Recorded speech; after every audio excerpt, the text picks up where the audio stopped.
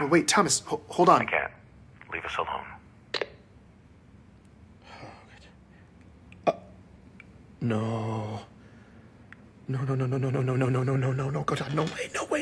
way that you did not just... If you want privacy online, ChatterNet is a pretty good bet. Damn it. Not foolproof, but relatively difficult for the government to monitor. Waypoint, on the other hand, is wide open. Supposedly, the Office of Naval Intelligence has software on the network capable of listening to every single conversation galaxy-wide. And if you say the wrong thing, the conversation gets flagged. Oh, God, what did I just do? What I had just done was conduct an unsanctioned follow-up interview with a survivor of a war camp, accused him of lying about it, basically got him to admit that lie, and then ended by possibly implicating my employer, the most powerful military agency in history, in either bribery or coercion. I'd done all of that on Waypoint. I thought I was going to throw up. Wait a minute. Maybe it wasn't that bad. I went and listened back. Would they flag that word? What about that one? That phrase sounds bad by itself, but not in context. They factor in tone of voice, right? I was sitting there, emotionally guessing how an insanely sophisticated algorithm is weighted. Basically, I was trying to outsmart a legion of robots. Damn it, Ben. It was too late. Those words were gone. That data had been processed. And I had either been flagged or I hadn't. I had no idea what would happen next. I'm Benjamin Giroux, and this is Hunt the Truth.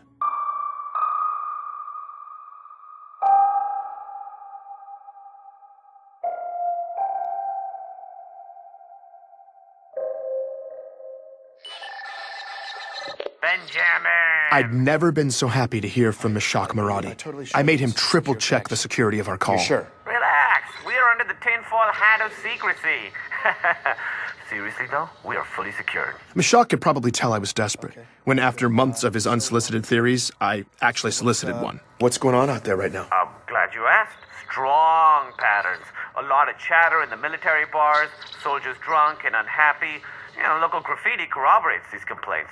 The helmet overfloweth. This is how Mishak talks. For a while, I thought maybe there was an actual group of people somewhere who use these terms. But there's not. It's just Mishak. My prognosis? Ripples in the ranks.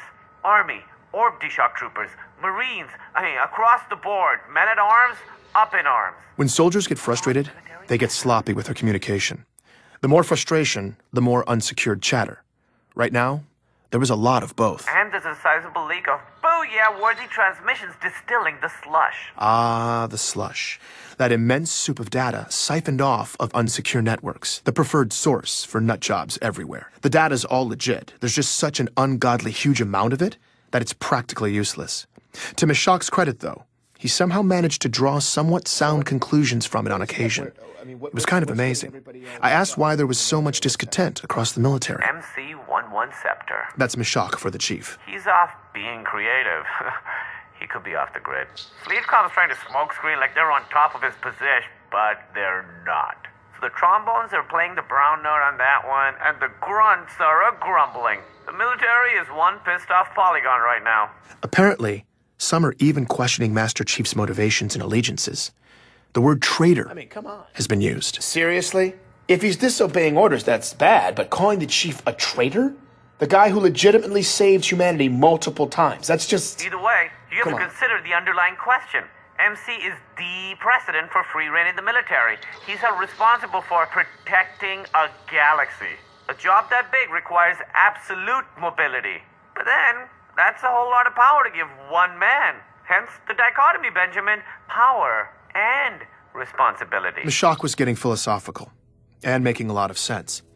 When it comes to threats against us, though, this issue of power and responsibility has always been shrouded in secrecy. As civilians, we don't know what's happening, who's out there, what they're doing. And according to Mishak, that ignorance could be about to blow up in our faces again. There's something else afoot, Benjamin. Out here in deep space. I'd hoped these events would turn out to be random, but now it could be bad. Mishak was a lot of things, but never vague. I asked him what sort of bad he was talking about. Electromagnetic fluctuations, slip spacious disruption, epidemic data corruption, all of it. What's happening? It's quiet, it's slight, but it's affecting everything.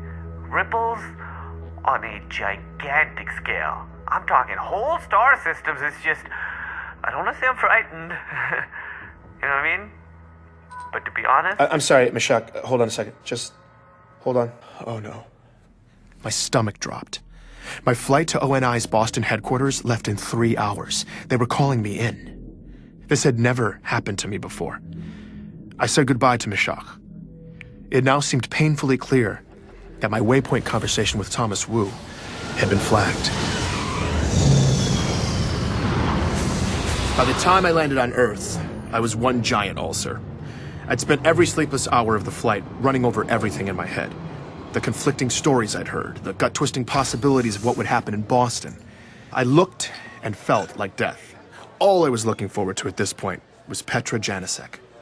I'd hit her up right before I left, asked if she'd meet me near the ONI campus.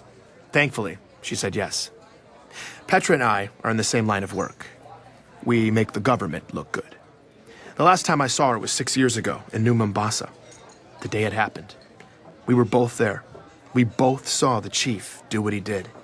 But afterwards, while I retreated to a quiet little hamlet across the galaxy, Petra stuck around and made a name for herself. I was hoping she could throw me a lifeline. So I threw some cold water on my face, pulled myself together, and met up with her at a local pub.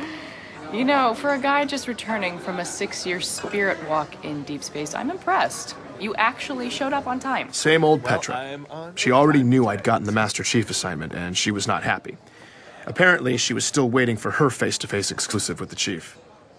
I refrained from laughing out loud at that little fantasy, but she continued with the ball-busting anyway. So why are you here? No, wait, let me guess. Let me guess the title of your story. Heroism Untold.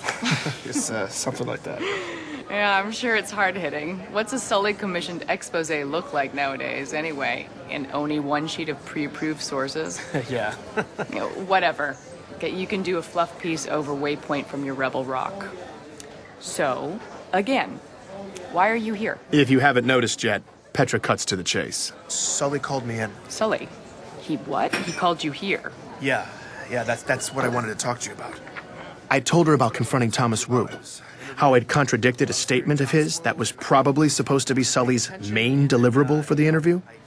Not only did Petra not see the problem with that, though, she seemed to think it was cute. Whoa, old Ben G. Rogue. You're coming off the bench feisty. No, The guy's not gonna rat on you. It'll just make him look as bad. I did the whole interview on Waypoint. That got her attention. I think it got flagged. You think it... I got the summons from Sully a few hours later. Petra's face and voice hadn't changed, but her eyes were suddenly on fire. Ben... I messed up, Petra. You messed up? How? The story, it was falling apart, and these inconsistencies between the sources were... Inconsistencies? With Oni's sources? No, with mine. You found sources in the outer colonies? Yeah, I made friends in the past few years. I doubt Sully realized I'd have that resource in my arsenal. He definitely didn't. Ben, listen to me. You used to be a government lapdog, at your peak. Then you deep spaced yourself into obscurity. You have no juice now, and that's why they picked you. Sully gives you this bone, you're supposed to be extra eternally grateful. Just wag your little tail and play fetch. So why the hell are you peeing on the rug instead? Have you forgotten the way everything works? No, I don't know. This is bad, Petra. Ben, it's... And it's not ancient history either. There are rumblings in the outer colonies right now. Maybe something really bad. I was talking last week to this guy I know. Ishak Maradi, I know. How do you know that? I've continued being an actual journalist for the past 6 years, but who cares, Ben? I hear what you're saying. We can blow this thing open, Petra. Okay. All right, cowboy. No, seriously. This is big. I can't even begin to reconcile the things I'm hearing with the story I'm supposed to tell. Multiple sources, the chief died at 6, complete fabrications, genetically augmenting kids. I know, they are crazy charging that much for a shore trip. Suddenly, Petra was ranting about the beach, loudly, and digging her fingertip hard into my forearm. I just sat there, totally confused as she rambled nonsense, intermittently glancing down at her compad. What was happening? And negotiate a better rate. Because seriously, then I understood, about all the money you could have saved, it really and I froze. I don't even understand why they would charge you that much. They were listening. My entire family. I'd figured there were cameras on us. There were always everywhere here. But there was full audio surveillance now, too? Is that even possible? She glanced down at her compad one last time. Don't put up with it. Ben. Are there ears on us? There were for the last 45 seconds, but there's always eyes everywhere, so don't look so dramatic. Talk about whatever you want, but look like you're talking about the weather. And if I start actually talking about the weather, you play along, okay? Apparently, the system didn't bother listening in until you gave it certain visual cues. Facial expressions, body language, anything that looks intense, like my little outburst. The video flags it, and your conversation gets temporarily isolated. Petra's vacay babbling had just saved my ass. Listen, I believe you that the truth about this story is terrible. But what you're talking about doing, that's door number 2 stuff. You're door number 1 guy. But I have... Oh, come on, what are you gonna do? Ben, get the real scoop? You're too sloppy. You can't do this. You're out of touch. You haven't been... Maybe not by myself, but with your help, with other people's help. Honestly, I love the idea of cutting the strings and tearing it all down, but I'm sorry. It's not gonna be today. And to be brutal, it's never gonna be you. That was brutal. It stung. I got pissed. And then I immediately knew she was right. Ben, take the money. Do your job. Oh God, I'm supposed to walk over there right now. Just tell Sully you were drunk. You were trying to get a rise out of the guy. Something. Just play stupid. Besides, you don't know you got flagged. This meeting could just be a coincidence. They called me in. This is so weird. You'll be fine. The worst thing they'll... Well, I've never called... Hey, Ben, the worst thing they'll do is kill the story and cut you from rotation. That's probably it. I mean, I can't imagine they would... No, you'll be fine. Just be a good dog. Knock them dead. I'll get the bill. Thanks, Petra. But Ben, if I were you, I'd upload whatever you got on the story before you go in. Just send backups to someone you trust, you know, just in case. That was the closest thing to concern I'd ever heard from Petra. I immediately took her advice and was queuing up all my files to transfer to Ray as I crossed Torrenia Avenue toward ONI. The campus was integrated right into the city. A courtyard of dark buildings, mature oak trees, grass, walkways. It just looked like a campus. The only thing different about it was the sidewalk. Twice as wide as it was across the street. And the inner half of the pavement was black stone, a thick, dark border, several feet wide that surrounded the whole complex. I walked right up to the obsidian half of the sidewalk and stopped. Something was off about the courtyard in front of me, like something was missing. I looked both directions down the sidewalk. There were no fences or guards. Plenty of pedestrians, seemingly none of them paying any attention to the complex as they passed. Except for one tiny thing.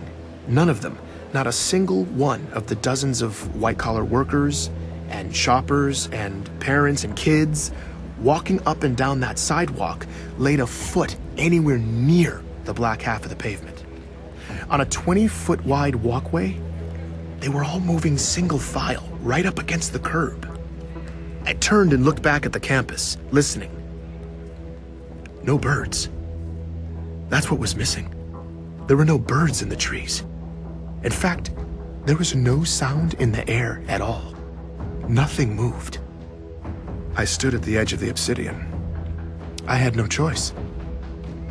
I swiped the transfer folder over to Ray's hard drive, took a deep breath, and crossed the black line. Please join me for the next episode of Hunt the Truth.